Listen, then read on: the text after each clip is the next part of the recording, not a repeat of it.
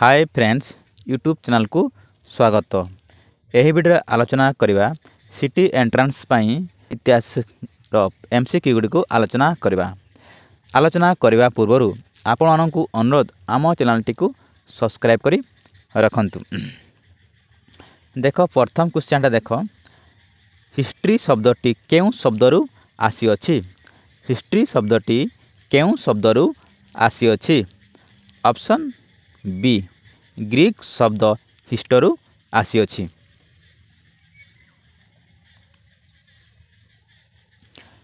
Hist शब्दर अर्थ कौन? Hist शब्दर अर्थ कौन?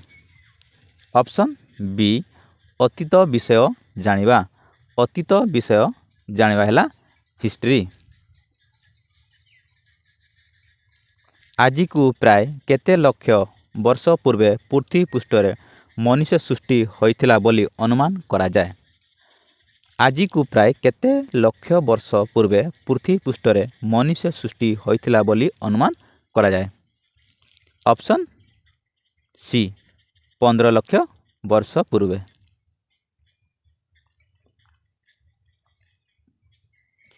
केउ मानकर क्रम विकास घटी मनुष्य सृष्टि होइथिला? केउ मानक क्रम विकास घटी मनुष्य सृष्टि होइथिला बोली कहा जाए। ऑप्शन डी, नृ बानर क्रम विकास घटी मनुष्य सृष्टि होइथिला।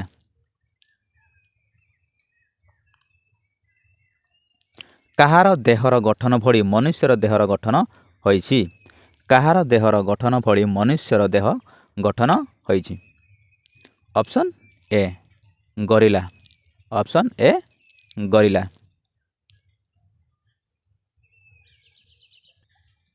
काहार बुद्धि सहित मनुष्य बुद्धि मेल खाइबार देखा जाए?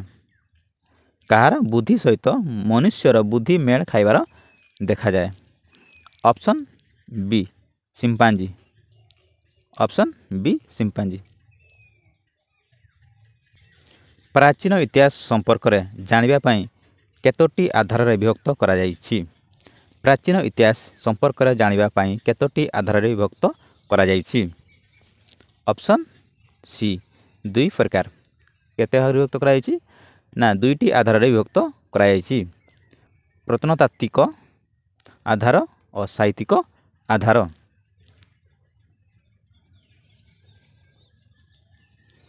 प्रत्नतात्विक आधार गुडी को केते भाग रे विभक्त करा जाई पारे? प्रत्नतात्विक आधार गुडी को केते भाग रे विभक्त करा जाई पारे? ऑप्शन सी, 4 भाग रे विभक्त करा जाई पारे।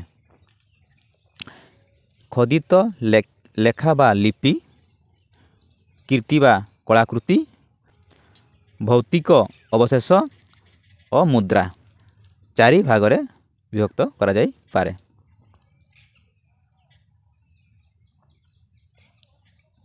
प्राचीन काल रे केउ पत्र उपरे लेखा जाउथिला? प्राचीन काल रे केउ पत्र उपरे लेखा जाउथिला? ऑप्शन बी, तालपत्र उपरे लेखा जाउथिला।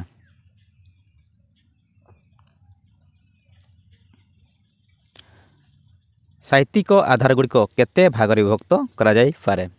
साहित्यिक आधार गुड़िक केते भाग रे विभक्त करा जाई पारे? ऑप्शन बी, 3 भाग रे विभक्त करा जाई पारे।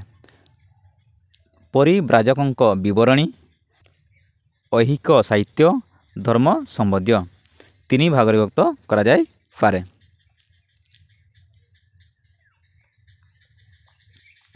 समय अनुसार इतिहास को केते भाग रे विभक्त करा जाई थाए? समय अनुसार इतिहास को केते भाग रे विभक्त करा जाई थाए? ऑप्शन बी, 3 भाग रे विभक्त करा जाई पारे। प्राक ऐतिहासिक युग, आद्य ऐतिहासिक युग, ऐतिहासिक युग 3 भाग रे विभक्त करा जाई थाए। प्राक ऐतिहासिक युग समय रे व्यवहृत विभिन्न प्रकार उदाहरण। प्राक ऐतिहासिक युग समय रे व्यवहृत विभिन्न प्रकार उदाहरण। माटी पात्र, अलंकार एटा थिला, हाथ अतारी, अस्थि कंकाल एगा सब थिला। तने ऑप्शन नंबर सी।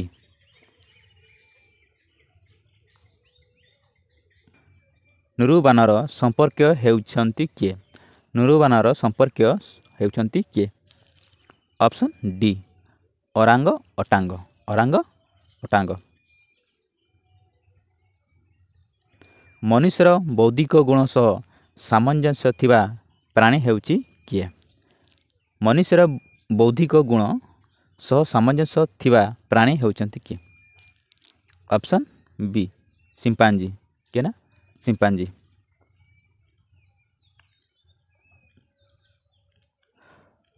ହର୍ଷ ଚରିତ ରଚନା କରିଥିଲେ କିଏ? ହର୍ଷ ଚରିତ ରଚନା କରିଥିଲେ କିଏ? Option D Banabhatta. କିଏ ରଚନା କରିଥିଲେ? ବାଣଭଟ୍ଟ।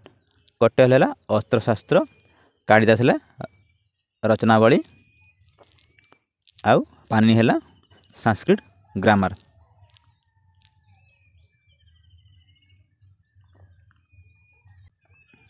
ଗୋଟିଏ ପ୍ରତ୍ନତାତ୍ତ୍ୱିକ ଉପାଦାନର ଉଦାହରଣ ହେଉଛି କ'ଣ? ଏମାନଙ୍କ ମଧ୍ୟରେ କେଉଁଟା?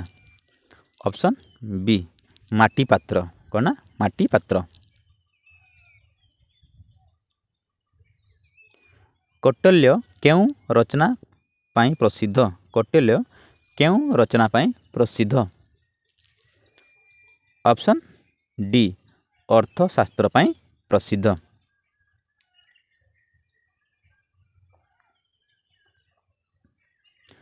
ଚୀନର କେଉଁ ପରିବ୍ରାଜକ ଓଡ଼ିଶାକୁ ଆସିଥିଲେ?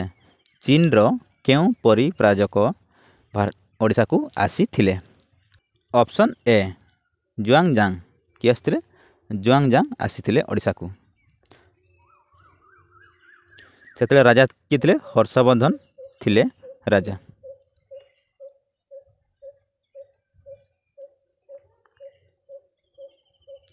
ପୃଥିବୀର କେଉଁ ଗୋଲାର୍ଦ୍ଧରେ ଭାରତ ଅବସ୍ଥିତ? ପୃଥିବୀର କେଉଁ ଗୋଲାର୍ଦ୍ଧରେ ଭାରତ ଅବସ୍ଥିତ? ସମସ୍ତେ ଜାଣିଛ? ଅପସନ୍ ଏ ଉତ୍ତର ଗୋଲାର୍ଦ୍ଧରେ ଅବସ୍ଥିତ ଭାରତ।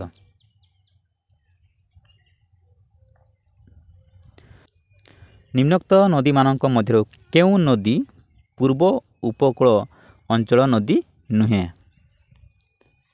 ଅପସନ୍ ସି ମାହି ନଦୀ। ଏଇଟା ହେଲା ପଶ୍ଚିମ। ଏସବୁ ମହାନଦୀ, କୃଷ୍ଣା, କାବେରୀ ଏସବୁ ପୂର୍ବ।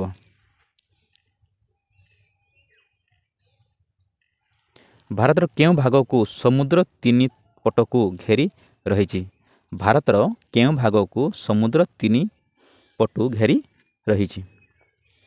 ଅପସନ୍ ବି ଦକ୍ଷିଣ ଦିଗ।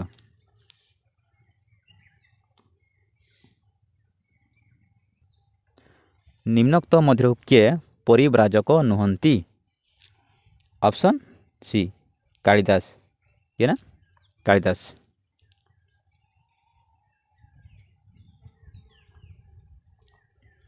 ଇତିହାସ ଶବ୍ଦଟି କେଉଁ ଗ୍ରୀକ୍ ଶବ୍ଦରୁ ଆସିଛି?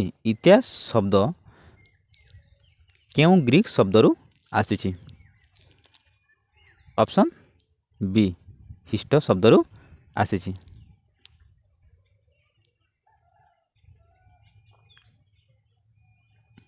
ଓଡ଼ିଶାର କେଉଁ ପାହାଡ଼ ଉପରେ ଆଜିକୁ ପ୍ରାୟ 2200 ବର୍ଷର ଲେଖା ଦେଖିବାକୁ ମିଳେ? ଓଡ଼ିଶାର କେଉଁ ପାହାଡ଼ ଉପରେ ଆଜିକୁ ପ୍ରାୟ 2200 ବର୍ଷର ଲେଖା ଦେଖିବାକୁ ମିଳେ? ଅପସନ୍ ସି ଧଉଳିଗିରି ପାହାଡ଼ ଉପରେ ଦେଖିବାକୁ ମିଳେ।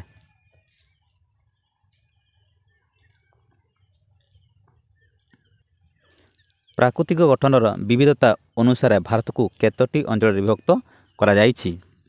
ପ୍ରାକୃତିକ ଗଠନର ବିବିଧତା ଅନୁସାରେ ଭାରତକୁ କେତୋଟି ଅଞ୍ଚଳରେ ବିଭକ୍ତ କରାଯାଇଛି? ଅପସନ୍ ଡି 6 ଭାଗରେ ବିଭକ୍ତ କରାଯାଇଛି। Himalayan, northern plain, desert, peninsular plateau, coastal island 6 ପ୍ରକାର ବିଭକ୍ତ କରାଯାଇଛି।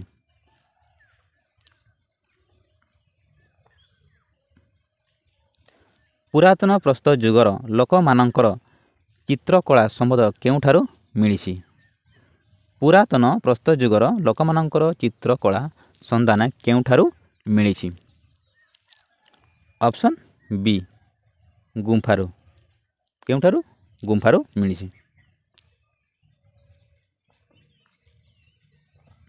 ବର୍ତ୍ତମାନର କେରଳର କେଉଁମାନେ ଯାଯାବର ଜୀବନଯାପନ କରୁଛନ୍ତି? ବର୍ତ୍ତମାନ କେରଳର କେଉଁମାନେ ଯାଯାବର ଜୀବନଯାପନ କରୁଛନ୍ତି? ଅପସନ୍ ଏ ପାଣ୍ଡାରାମ ମାନେ ଯାଯାବର ଭାବରେ ଜୀବନଯାପନ କରୁଛନ୍ତି ବର୍ତ୍ତମାନ କେରଳର।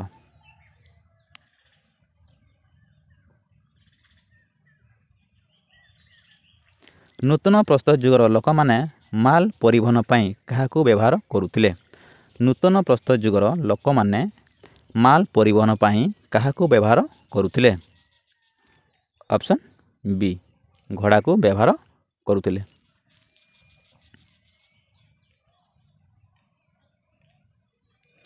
ପ୍ରସ୍ତର ଯୁଗର ମଣିଷକୁ ଚକ ବ୍ୟବହାର କେଉଁ କାର୍ଯ୍ୟରେ ସାହାଯ୍ୟ କରୁଥିଲେ? ପ୍ରସ୍ତର ଯୁଗର ମଣିଷକୁ ଚକ ବ୍ୟବହାର କେଉଁ କାର୍ଯ୍ୟରେ ସାହାଯ୍ୟ କରୁଥିଲେ? ଅପସନ୍ ସି ପରିବହନରେ ଅପସନ୍ ସି।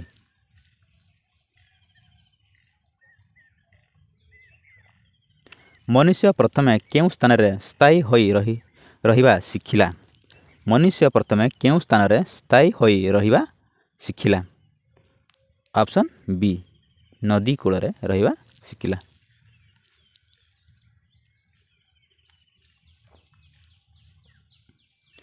ନୂତନ ପ୍ରସ୍ତର ଯୁଗର ଲୋକମାନେ ନିମ୍ନୋକ୍ତ ମଧ୍ୟରୁ କାହାକୁ ପୂଜା କରୁଥିଲେ? ନୂତନ ପ୍ରସ୍ତର ଯୁଗର ଲୋକମାନେ ନିମ୍ନୋକ୍ତ ମଧ୍ୟରୁ କାହାକୁ ପୂଜା କରୁଥିଲେ? ଅପସନ୍ ବି ସୂର୍ଯ୍ୟକୁ ପୂଜା କରୁଥିଲେ।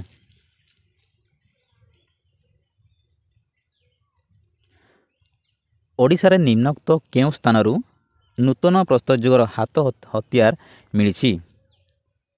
ଅପସନ୍ ସି କୁଚେଇରୁ ମିଳିଛି। ଓଡ଼ିଶାର କୁଚେଇରୁ ମିଳିଛି।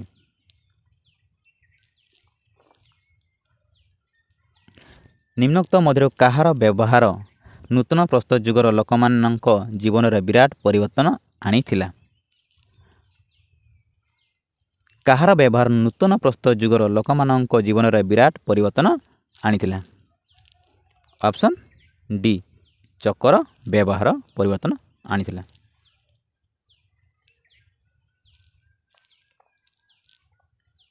ନିମ୍ନୋକ୍ତ ମଧ୍ୟରୁ କେଉଁ ଆଦିବାସୀ କେରଳର ରାଜ୍ୟରେ ଦେଖାଯାଆନ୍ତି?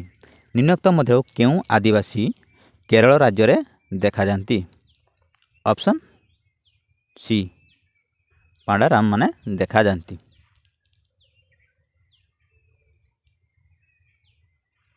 ନିମ୍ନୋକ୍ତ ମଧ୍ୟରୁ କେଉଁଟି ପୁରାତନ ପ୍ରସ୍ତର ଯୁଗର ହାତ ହତିଆର ନୁହେଁ? ନିମ୍ନୋକ୍ତ ମଧ୍ୟରୁ କେଉଁଟି ପୁରାତନ ପ୍ରସ୍ତର ଯୁଗର ହାତ ହତିଆର ନୁହେଁ?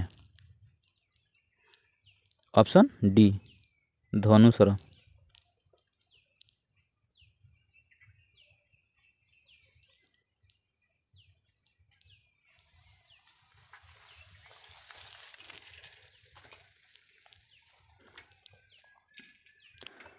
ନୂତନ ପ୍ରସ୍ତର ଯୁଗର ଲୋକମାନେ କାହାର ଉପାସକ ଥିଲେ?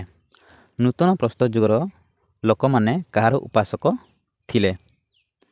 ଅପସନ୍ ସି ପ୍ରକୃତିର ଉପାସକ ଥିଲେ। ଆଦିମ ମାନବର ଶକ୍ତ ପଥରରେ ତିଆରି ହାତୁଡ଼ି କେଉଁଠାରୁ ମିଳିଛି? ଆଦିମ ମାନବର ଶକ୍ତ ପଥରରେ ତିଆରି ହାତୁଡ଼ି କେଉଁଠାରୁ ମିଳିଛି? ଅପସନ୍ ଡି ଭୁବନେଶ୍ୱରଠାରୁ ମିଳିଛି।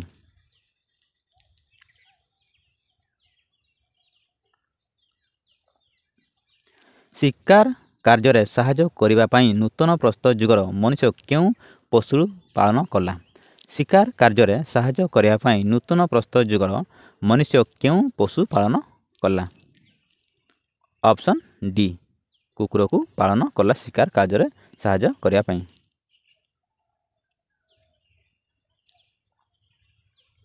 ନୂତନ ପ୍ରସ୍ତର ଯୁଗର ଲୋକମାନେ କାହାର ପୂଜା କରୁଥିଲେ? ନୂତନ ପ୍ରସ୍ତର ଯୁଗର ଲୋକମାନେ କାହାର ପୂଜା କରୁଥିଲେ? ନଦୀ ପର୍ବତ ପୂଜା କରୁଥିଲେ। ସୂର୍ଯ୍ୟ ବୃକ୍ଷ ମଧ୍ୟ ପୂଜା କରୁଥିଲେ। ଅପସନ୍ ସି ଏ ଓ ବି ଦୁଇଟା ହିଁ ଠିକ୍।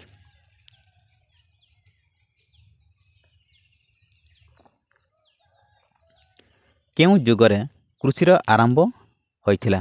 କେଉଁ ଯୁଗରେ କୃଷିର ଆରମ୍ଭ ହୋଇଥିଲା? ଅପସନ୍ ବି ନୂତନ ପ୍ରସ୍ତର ଯୁଗରେ ଆରମ୍ଭ ହୋଇଥିଲା କୃଷି କାର୍ଯ୍ୟ।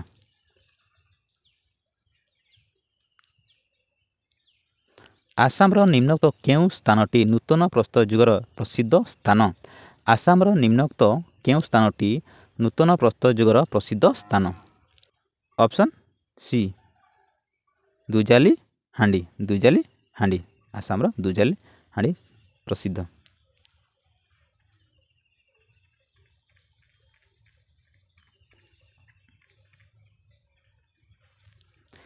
ପ୍ରାୟ କେତେ ବର୍ଷ ପୂର୍ବେ ପୃଥିବୀରେ ଜଳବାୟୁ ବଡ଼ ପରିବର୍ତ୍ତନ ଆସିଥିଲା? ପ୍ରାୟ କେତେ ବର୍ଷ ପୂର୍ବେ ପୃଥିବୀରେ ଜଳବାୟୁ ବଡ଼ ପରିବର୍ତ୍ତନ ଆସିଥିଲା? ଅପସନ୍ ଏ 12,000 ବର୍ଷ ପୂର୍ବେ।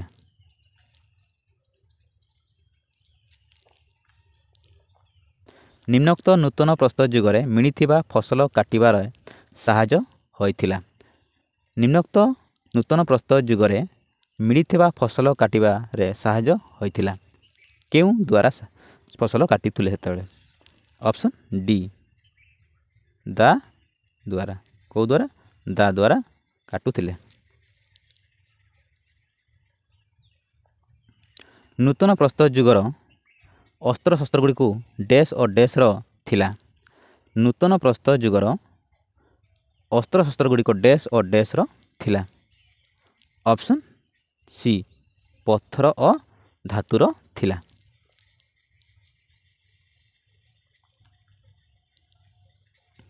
କାଶ୍ମୀର କେଉଁଠାରେ ନୂତନ ପ୍ରସ୍ତର ଯୁଗର ମାନବ ବସ୍ତିର ସନ୍ଧାନ ମିଳିଛି? କାଶ୍ମୀର କେଉଁଠାରେ ନୂତନ ପ୍ରସ୍ତର ଯୁଗର ମାନବ ବସ୍ତିର ସନ୍ଧାନ ମିଳିଛି? Option A Burja home.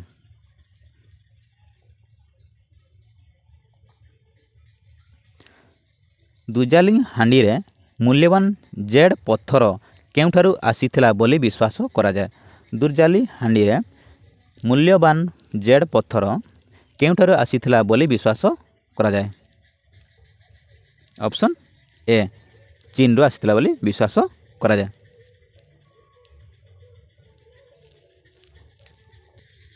ମେହେରଗଡ଼ରେ ଘରଗୁଡ଼ିକ dash ଅଥବା ଡ୍ୟାସ୍ ଆକାରରେ ନିର୍ମାଣ କରାଯାଇଥିଲା?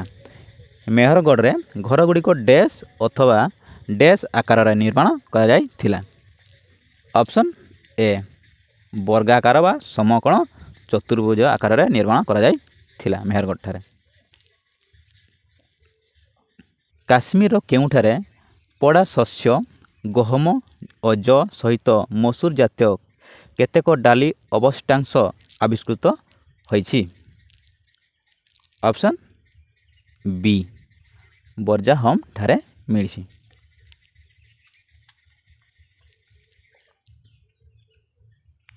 ଆଦିମ ମଣିଷ ପ୍ରଥମେ କେଉଁ ଚାଷ ଆରମ୍ଭ କରିଥିଲେ?